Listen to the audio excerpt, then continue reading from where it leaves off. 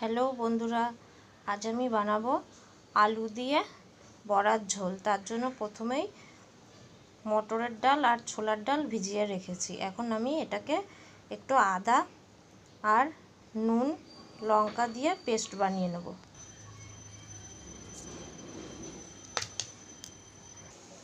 ডাল আমার বাটা হয়ে গেছে, এখন দেবো এর মধ্যে অল্প করে একটু হিং। কড়াই গরম হয়ে গেছে, তেল দিয়ে দেব, বড়াগুলো ভেজে নেব।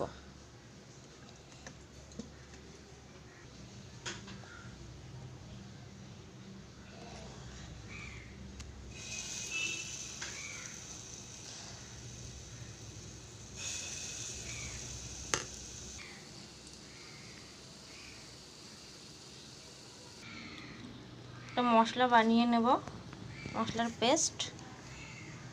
তার জন্য টমেটো, কাঁচা লঙ্কা, আদা আর জিরে একসঙ্গে নিয়ে নিয়েছি। বড়া আমার ভাজা হয়ে গেছে, এখন আমি উঠিয়ে নেব।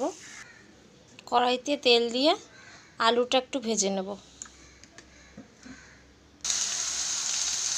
হলুদ দেব আর দেব সামান্য নুন। আলু ভাজা হয়ে গেছে, এখন আমি উঠিয়ে নেব। আর একটু তেল দেব কড়াইতে।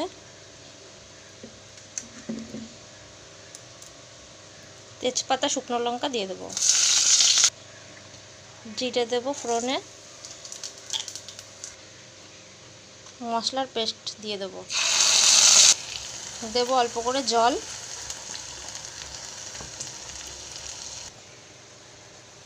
হলুদ গুঁড়ো দেব আর দেব নুন, অল্প করে একটু কাশ্মীরি লঙ্কার গুঁড়ো। মশলা সুন্দর করে কষে গেছে, তেলও ছেড়ে গেছে, এখন আলু ভাজাটা দিয়ে দেব।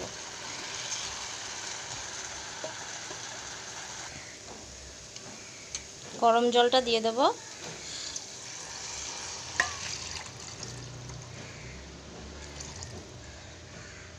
ঢাকনা দিয়ে ঢেকে দেব কিছু সময়ের জন্য।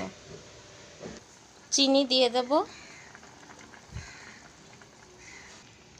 বড়া এক এক করে সব দিয়ে দেব। কিছু সময়ের জন্য ঢেকে দেব।